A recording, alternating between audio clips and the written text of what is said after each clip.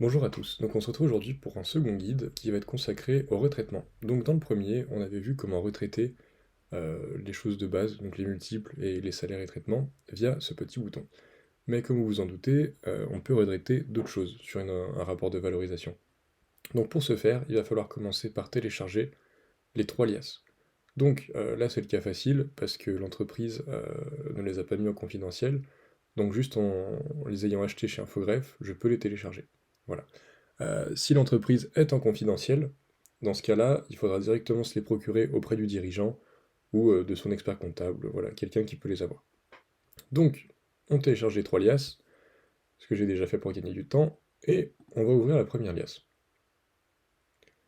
Donc évidemment, ce ne sont pas les vraies liasses, hein, c'est à titre d'exemple.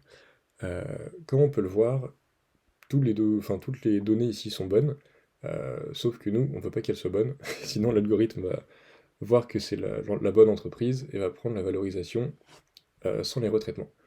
Donc, pour ce faire, on va juste modifier une seule chose, et une seule, voilà, rien d'autre. On va rajouter une petite lettre à la fin du sirène de l'entreprise. Pourquoi? C'est pour que l'algorithme détecte que c'est bien un retraitement, et que du coup, il faudra qu'il prenne toutes les liasses qui ont la même lettre à la fin du sirène. Donc là, j'ai rajouté un A, mais vous pouvez rajouter n'importe quelle autre lettre, voilà. Du moment que c'est la même sur les trois liasses, c'est bon. Et une fois que ça c'est fait, vous pouvez littéralement tout changer sur l'alias, du moment que ça a un sens évidemment pour la valorisation. Même le code APE. Si par exemple vous trouvez que le code APE, enfin, oui, c'est ça, attitré votre entreprise ne correspond pas vraiment à l'activité que vous faites, vous pouvez le retraiter parce que ça a changé les multiples. Et ensuite, voilà, vous pouvez retraiter toutes les données. Donc une fois que ça c'est fait sur la première liasse, on ferme et on fait pareil sur les trois autres liasses.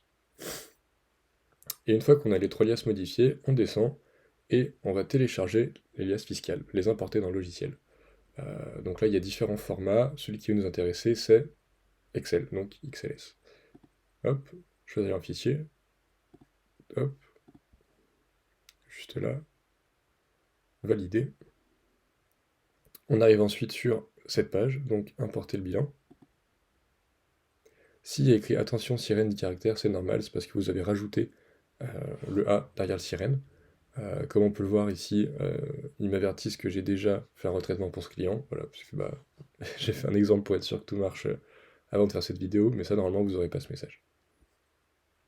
Voilà, donc une fois les liasses téléchargées, comme on peut le voir ici, j'ai téléchargé les trois liasses. Euh, on va cliquer sur évaluer l'entreprise, mais en rajoutant le petit A à la fin du sirène. Donc une fois que ça c'est fait, on vérifie que ce soit bien le même sirène que les retraitements, on recherche, et on pourra voir du coup le retraitement.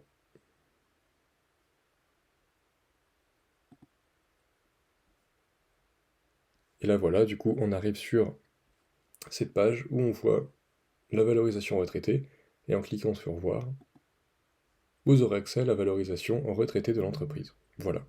Donc c'était tout pour ce guide. Je vais pas plus présenter le rapport détaillé parce que je l'avais déjà fait dans la première vidéo. Donc si ça vous intéresse, n'hésitez pas à aller la voir. Et c'est tout pour moi. Voilà. Très bonne journée. Au revoir.